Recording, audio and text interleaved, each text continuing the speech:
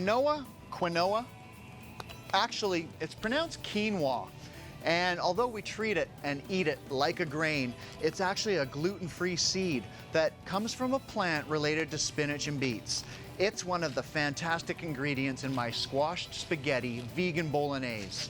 I'm Chef Michael Williams, and that's what we're cooking on the coast.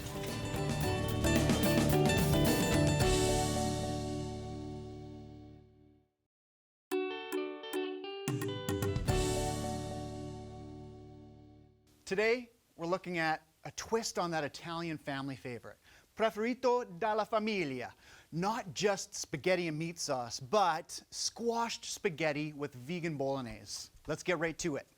So, in order to get this underway, it always starts with onions and garlic. You know, there is no Italian recipe that I know that doesn't start with onions and garlic, except for maybe tiramisu.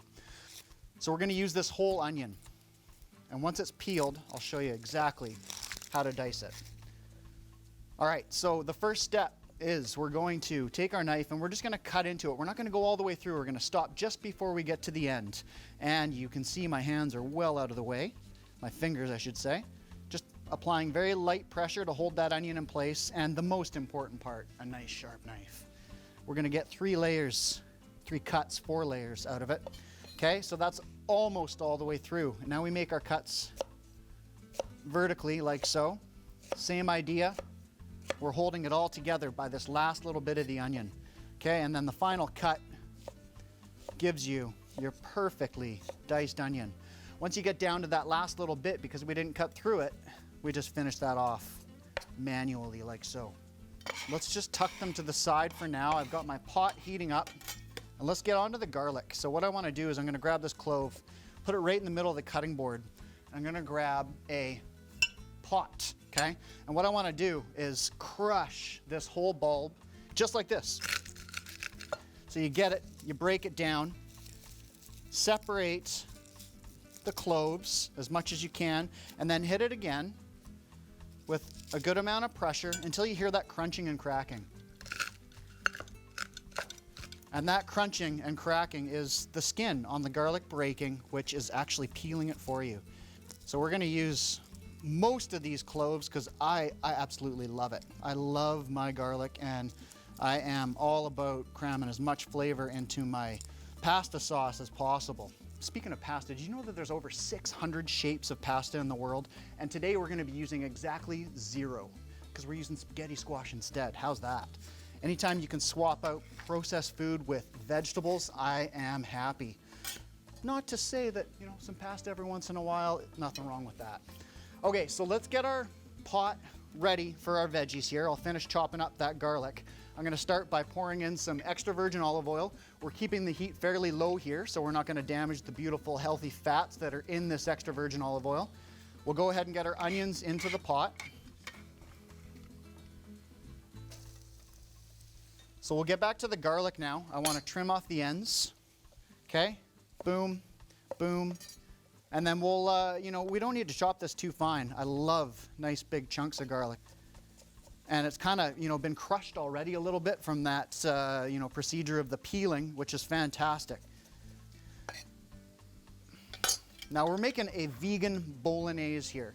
So not just, you know, a traditional spaghetti sauce, but a, you know, beautiful meat-free option for all of us out there.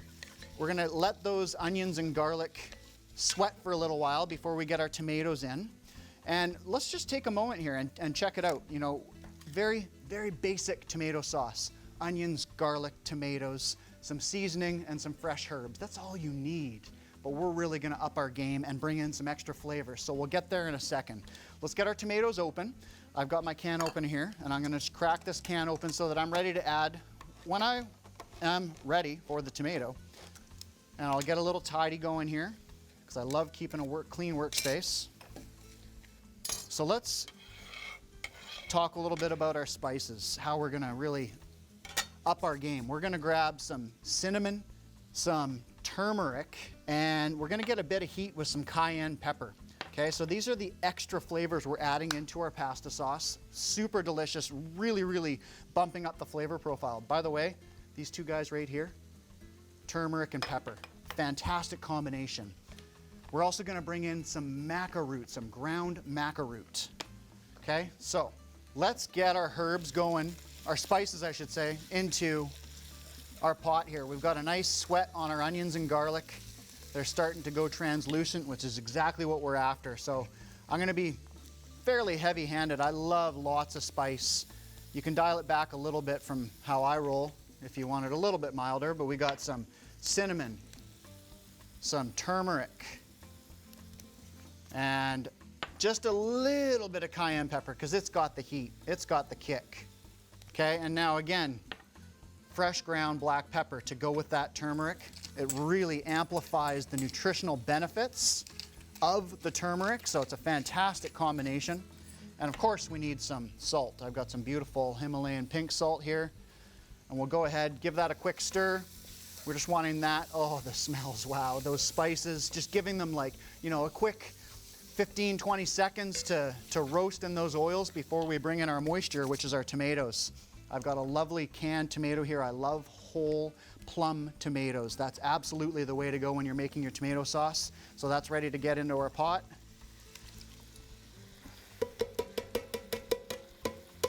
Now I've also got a little bit of water which I'm gonna add in, which will allow me not only to bring some water into it for a secret ingredient we're gonna be bringing out soon, but it'll let me get every last little drop of that tomato as well. Okay, fantastic. So this is gonna simmer away for a good, you know, half an hour or so. Those tomatoes are gonna break up. Let's bring in a little bit of extra nutrition with this premium maca root, ground powder, all kinds of great nutrition in there. And not only that, but a fantastic earthy flavor. So because we're not, you know, bringing in any meat into this dish, I really wanna build those umami flavors. Last step, second to last step, some quinoa. I need about half a cup.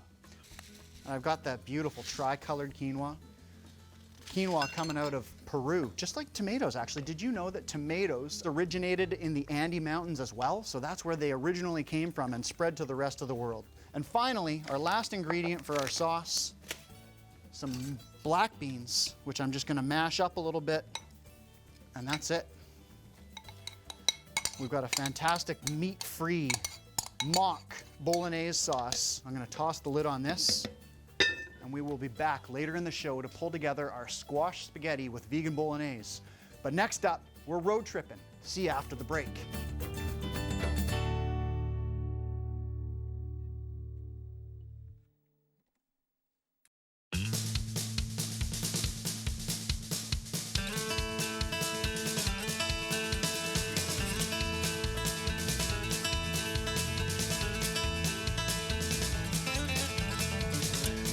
Cookin' on the Road is brought to you by Cold Star Solutions, an integral part of Vancouver Island's grocery supply chain for 20 years. We're here at Millstone Farm and Organics, and I've got a very special job to do. This is Boots, is it? Is that right, Lori? This is Boots. Hello, Boots. Do you want some milk? Hey, are you hungry? Oh, look at this. Oh boy. Someone's very hungry. You guys have all kinds of great stuff happening here, which all started with dryer balls, is that right? That's right. Yeah? Okay, so Yep. tell us a little bit about that. So we raise miniature baby doll sheep, Yeah. and we use their wool to make the dryer balls. This guy right here? This guy Yeah. right here. Yeah, he's beautiful. This is our orphan lamb from this year, so Yeah. we have to give him a little bit of help with his milk. Right. Well, he's doing pretty well, I can tell. He's a hungry little boy. Do you have any other animals on the farm? We do. We've got miniature donkeys Okay. and chickens Yeah. and a golden retriever. I saw a chicken running around behind me here, yeah. There'll be a few probably in a bit. He's all done. Yeah, it goes very quickly. Yeah. And it's a certified cruelty-free farm. Okay, So yeah. we don't test any of our products on the animals. We also do not eat the animals. So Okay. this is their forever home. Yeah. They have a very big part in the family. Beautiful, yeah. Yeah. Very nurturing, loving, incredible environment. I'm loving it so far. Thank you. So Boots and his crew have been producing wool for your dryer balls for some time now. But I came to know you through these guys. I was actually shopping for the show, and I saw these fantastic bags. I've been on a mission to reduce my single-use plastics for a long time.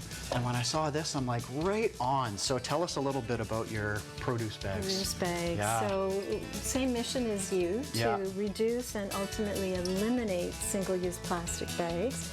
So it took us months and months of searching to find an organic cotton. Yeah. And once we found an organic, certified organic cotton farm, Yeah. then we've had the organic cotton mesh woven for us and then sewn into bags. So the bags are washable in your washing machine, all certified organic. Right. Put your produce in there and Yeah. keep your produce in the bags Okay. into your fridge. Right. They will also preserve the food for a lot longer. Yeah. Plastic and nylon off gas. Yeah, They're of course. petrochemicals, Yeah. so it causes the food to rot really quick. Right. And these should pretty much last forever. So you got different sizes here. I imagine you can get these products in lots of different stores. What's the demand like for you? How's that happening? The demand is growing Yeah. and far surpassed the demand that we thought would be there right away. So we're doing these by the thousands pretty much weekly. Wow. And local printer that's printing our retail band on them, Right. everything. Yeah. We're stringing them and rolling them here, and Yeah. out the door they go. For us, every bag that goes out, we're pretty excited. It's one more plastic bag not being used. What a fantastic product. I see myself using this for a long time to come. With that said, I need another cuddle from Boots, so I'm gonna go find him. Okay, you'll be happy.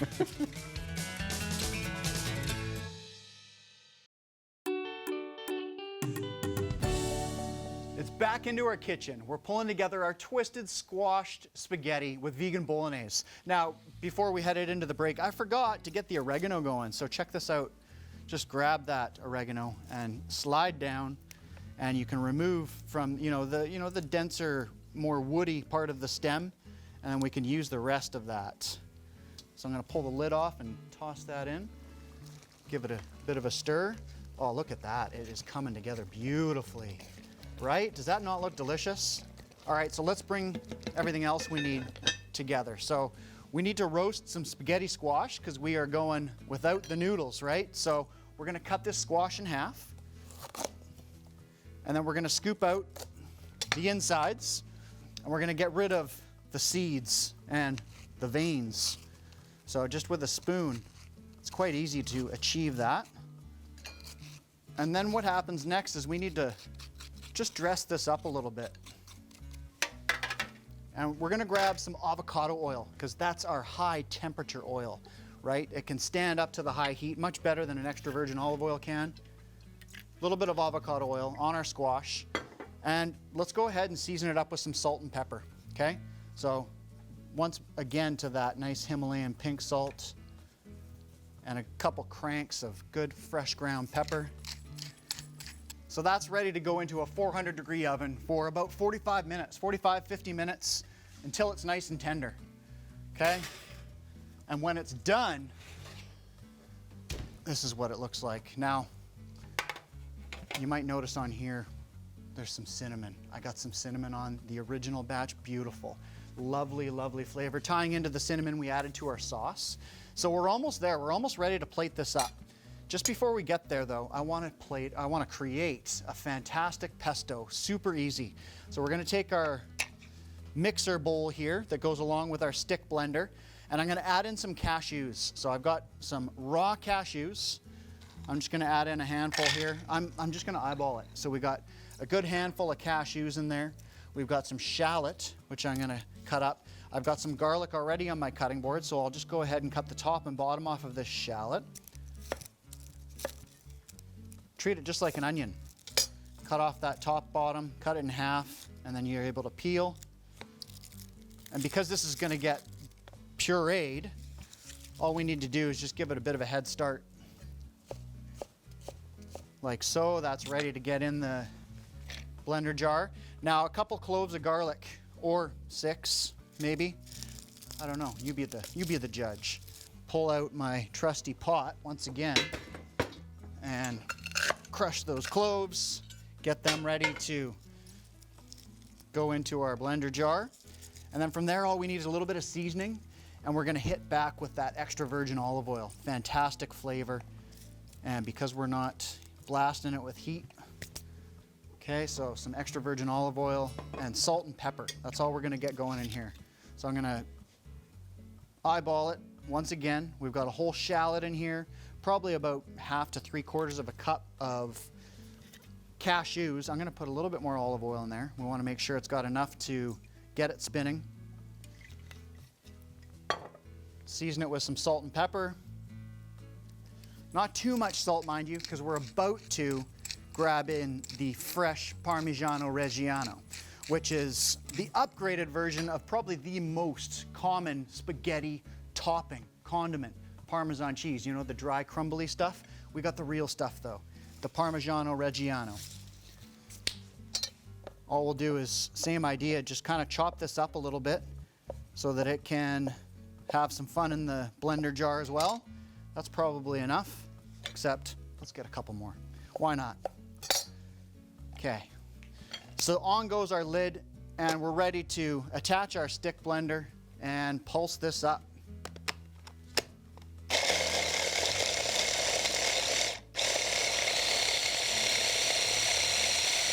And you have the option right now to leave it really nice and coarse or puree it till it's really fine.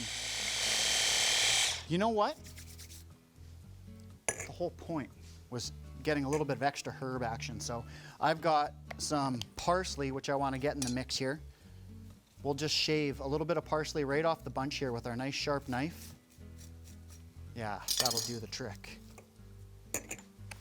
So let's toss that in as well. And add just another little bit of oil, extra virgin olive oil in there. And then bust it up. There we go. Look at that. So we've got a beautiful pesto topping. Let's bring this all together now. Our vegan bolognese has finished cooking. I'm gonna take that lid off, give it a good stir. Our spaghetti squash, nicely roasted. What I'm gonna do here is I'm gonna put this down on the cutting board and just gonna give it a scoop with my spoon. And I'm freeing it from the skin, as you can see. And this is probably one of my favorite dishes to make. I absolutely love spaghetti squash with either meat sauce or this vegan bolognese. Either way, so delicious. Okay, we'll grab our next one. Same process once again.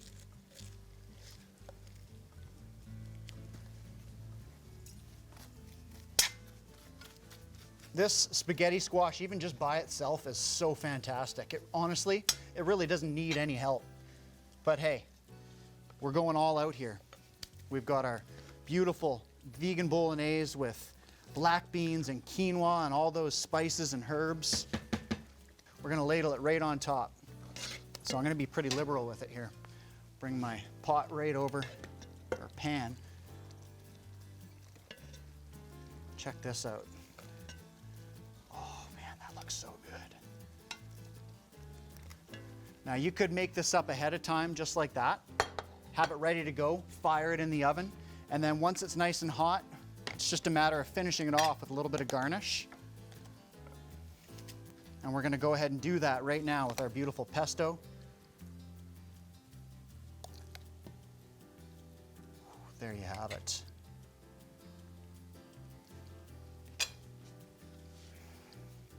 That's delicious. I'm not missing anything there.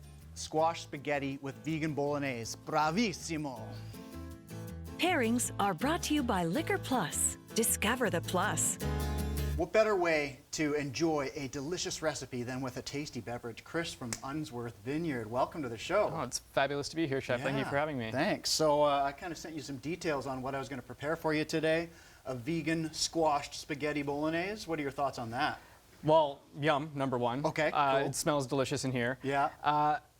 My knee-jerk reaction was to go with Chianti, but my family doesn't make Chianti. We make a wine called Symphony, Yeah. which ticks a lot of the same boxes. So we've got tomato sauce, some nice spice, some kind of sweetness from the squash. Right. It's earmarked to go with this Vancouver Island red blend from the Cowichan Valley at Unsworth Vineyards. Yeah.